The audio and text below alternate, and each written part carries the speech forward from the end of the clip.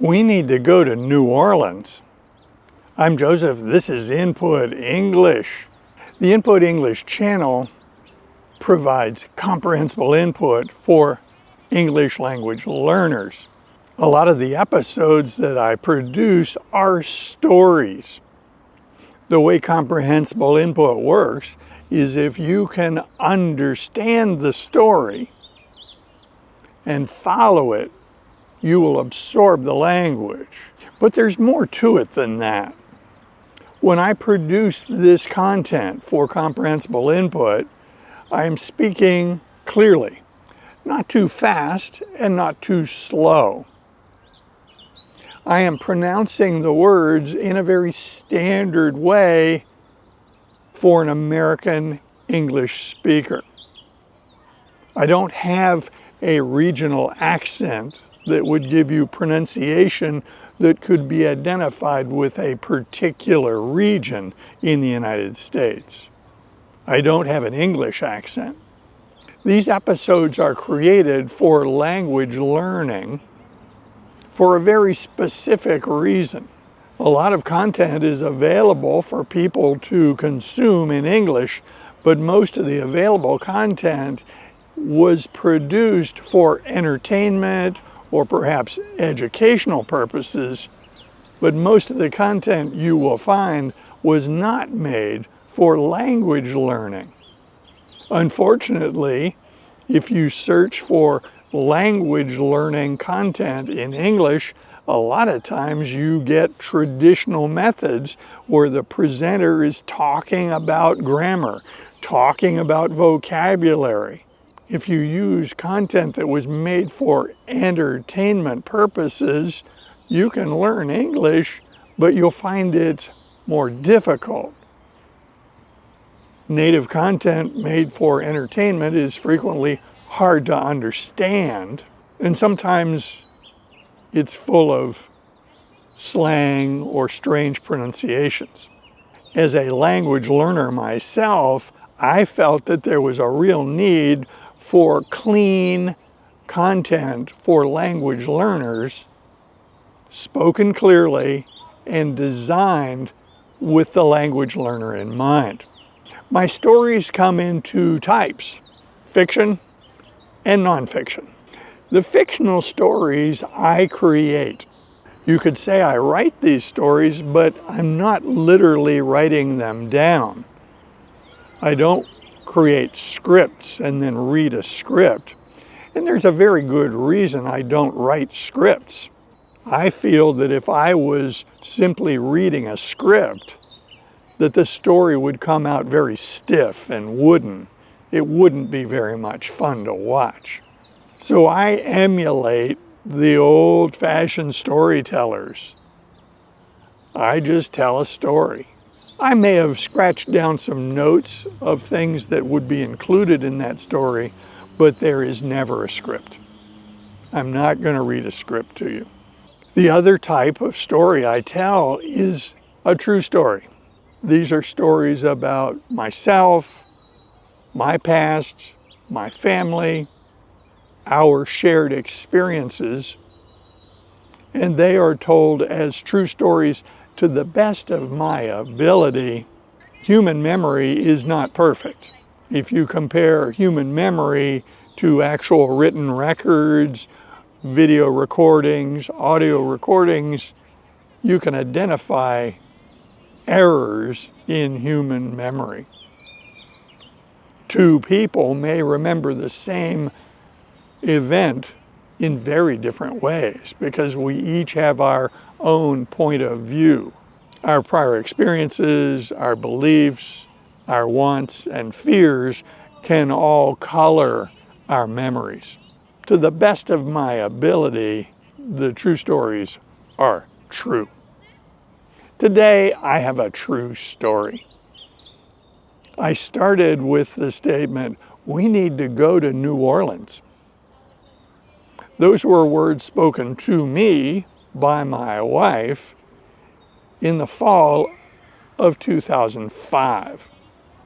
We were living in California, and back in that era, we were watching some television. we had a television at that time.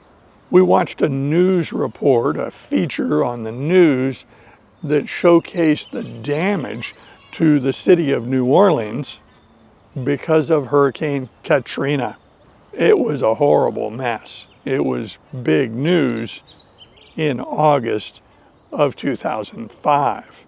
After watching a news report that described the destruction from that horrible hurricane, my wife told me that we needed to go to New Orleans. My response showed no insight whatsoever, because I said, it doesn't make any sense because they just had a hurricane.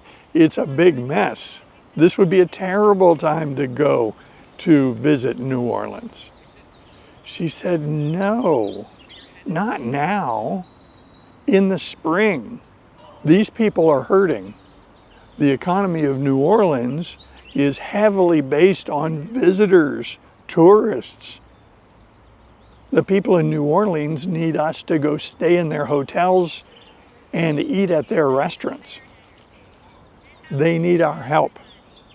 We should go to New Orleans. Well, now it all made sense. So that's exactly what happened. In the spring of 2006, we bought airline tickets and we flew to New Orleans. We rented a car, we stayed in a hotel, and we ate at restaurants. One of the things my wife wanted to do on this visit was check on a friend of hers who she knew from childhood. She knew that he was working in a restaurant called the Court of the Two Sisters. This is a famous restaurant in New Orleans between Bourbon Street and Royal Street in the French Quarter. She said we should go there and look him up. We did just that. And he was working. He recognized her on sight, and we had quite the reunion right there at the entrance of this restaurant. He was working as a waiter, and he made sure that we were treated like royalty. The French Quarter is many things to different people. It is famous for its party atmosphere, and it's famous for people drinking lots of alcohol and having a very good time. The street I associate that behavior with the most is Bourbon Street. The next street to the south from Bourbon Street is Royal Street. I associate Royal Street with street performers. Royal Street is where I would expect to find good street performers working on that street. Toward the center of the French Quarter, between Bourbon Street and Royal Street, is a small music venue that is super famous. It is called Preservation Hall. It is small.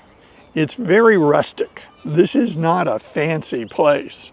It's quite old, and it's well known for its outstanding musical performances. You can buy tickets, although you have to stand in line. At least we had to stand in line to get our tickets. But we got them. At that time, they sold two types of tickets. One type was for cushions to sit on the floor, and the other was to sit in a chair. I always opted for the chair. When one buys tickets for Preservation Hall, the musicians play one set.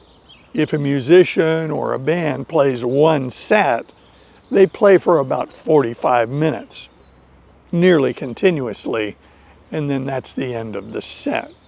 So a ticket to Preservation Hall meant we were going to see one set. Associated with the Preservation Hall is the Preservation Hall Jazz Band. This is a musical group that records and tours. The musicians in this jazz band are made up of musicians who perform at the venue. The difference is you can go see the Preservation Hall Jazz Band in various cities around the country. They go on tour. you can buy their recordings. That visit in the spring of 2006 was the first of many that were triggered by that unfortunate hurricane disaster. Hurricane Katrina kindled in us a real devotion to visiting New Orleans. It's been nearly 20 years since that hurricane hit. And in those 20 years, my wife and I have visited New Orleans, I think 12 times. We looked for opportunities to go to New Orleans. Having had these experiences in this magnificent city, I would encourage you, if you have an opportunity to visit the United States, to really consider visiting New Orleans. The food is fantastic, the history is interesting, and the music is wonderful. Now, while we're on the subject of the music, I've already mentioned that Royal Street frequently is host to street performers. There are many different street performers who perform on Royal Street. Two come to mind, and courtesy of YouTube, you can see their performances presented on YouTube videos. The first one I would mention is a band. It's a group called Tuba Skinny. I've never seen them play in person. I've enjoyed their videos. The other musician I should mention who has performed a lot on Royal Street is Doreen Ketchens. Doreen is a classically trained clarinet player who became a wonderful jazz musician. There are a lot of YouTube videos that show her performing, and she also has a lot of recordings that you can buy. We've not been to New Orleans since the pandemic, but having thought about this topic has rekindled in me an interest to get back to New Orleans and enjoy all it has to offer. I invite comments below, and if you like videos like this, be sure to click on this one next. See you soon.